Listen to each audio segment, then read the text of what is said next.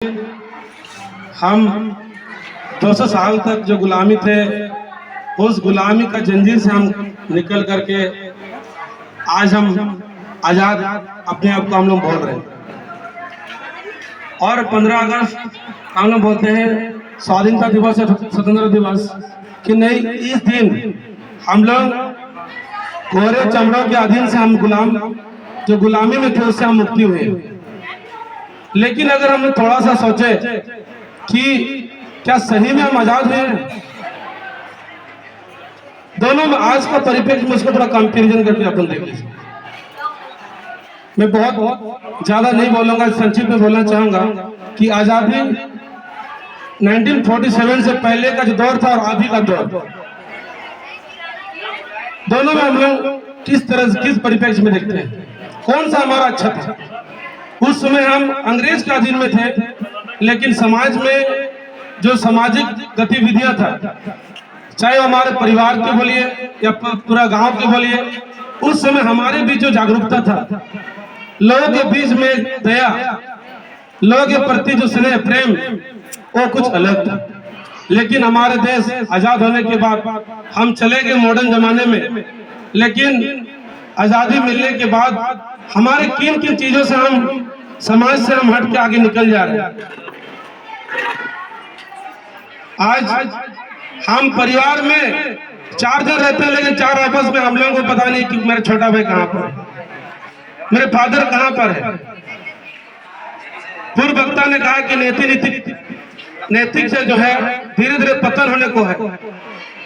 इसका भी मूल कारण है उस समय में आज हम हमारे फादर से अगर हम थोड़ा सा कंपैरिजन करेंगे, बिहार बोर्ड में पढ़े हैं, और लोग नीति नैतिकता को पढ़ते थे, महापुरुषों को पढ़ते थे, उनके विचारों को पढ़ते थे, उनके संघर्ष को पढ़ते थे, शहीद खुदीराम को पढ़ते थे, बिरसा मुंडा को पढ़ते हैं, भगत सिंह को पढ़ते हैं, नेताजी सुभाष चंद्र बोस को पढ़ते हैं। आज आप किसी भी पाठ्यक्रम में देख लीजिए, उनके विचारों को गायब कर दिया गया। यानी नई शिक्षा नीति में कहीं ना कहीं हमारे जितने भी महापुरुष उनके विचारों को खत्म करने जा रहा है, और मॉडर्न सोसाइटी में हम अपने आप को ढाल रहे हैं। लेकिन हम तो सोसाइटी में ढल जाएंगे, मॉडर्न तकनीक से ढल जाएंगे, लेकिन हमारा विचार, हमारा परिवार, हमारा समाज, वो कहाँ छोड़ के चले जाएंगे। तो मेरा बोलने का तात्पर्य यही है कि आजाद हम हो गए हैं। हम सब समाज को और अपने परिवार को, इसके साथ साथ हमारे जितने भी महापुरुष हैं, उनके विचार को हमको साथ में लेके चलना है, तभी जाकर के हमारा आजादी का जो मेन मकसद है। भगत सिंह भी बोले थे कि जब देश और आजादी का आंदोलन में था, उस समय भगत सिंह का ये स्टेटमेंट हम हमेशा याद करते हैं कि गोरे चमड़ों से तो हम आजाद हो जाएंगे, लेकिन लगता है कि और एक बार हमारे इस देश के उन काले चमड़ों से लड़ाई लड़ने की जरूरत पड़ेगी जो हमारा देश को मुट्ठी भर लोग ने उसको कब्जा करके रखा है और उनके अपने हितों अपने अनुसार हमें चलाने के लिए मजबूर कर दिया। आज शिक्षा का व्यवस्था में देखिए, यहाँ पर है, शिक्षा में ऐसा है कि अभी भी 30 से 40% जो बच्चे हैं शिक्षा पाने के लिए वो तरस रहे हैं। 50% से अधिक जो मरीज अपने एक बूंद दवाई के लिए तड़प रहे हैं। क्या यही आजादी है?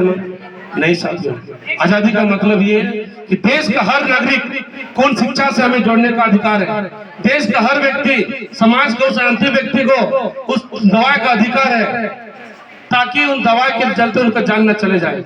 यही आजादी का असली मकसद है। तो मैं तमाम हमारे इस प्रांगण में पहुंचे तमाम विद्यार्थियों और सभी से मैं अंत में यही बोलूंगा, आज का जो दिवस है, इसमें हमें संकल्प लेने की जरूरत है कि समाज में जहां जिस तरह का जरूरत पड़े, हम सभी का कोशिश यही रहे कि हमेशा लोगों के प्रति अपना मदद हमेशा पहुंचाते रहे, जितना हो सके, और ताकि हम इस समाज को आगे ले जाने के लिए हम सभी एक साथ मिलजुल कर इसको समाज को आगे कर ले जाएं। और सभी आज शिक्षा का प्रांगण से मैं बात यही बोल रहा हूँ कि समाज का अगर उस तरह का कोई भी बच्चा इस शिक्षा से वंचित हो रहे हैं, हम सभी का प्रयास होगा उन बच्चों को शिक्षा का संस्थान तक पहुँचाएं और हम सभी उस मिल करके उसको शिक्षा की ओर भी आगे बढ़ाए, क्योंकि शिक्षा मिलेगा सभी को तभी देश की तरक्की होगा, देश बढ़ेगा और देश जो है आगे हम लोग जो बाकी देश की तरह हम भारत को देखना चाहते हैं तभी वो सार्थक होगा। इन जन शब्द बातों के साथ मैं अपने बातों को विराम देता हूँ। धन्यवाद। जोहार। जय हिंद, जय भारत।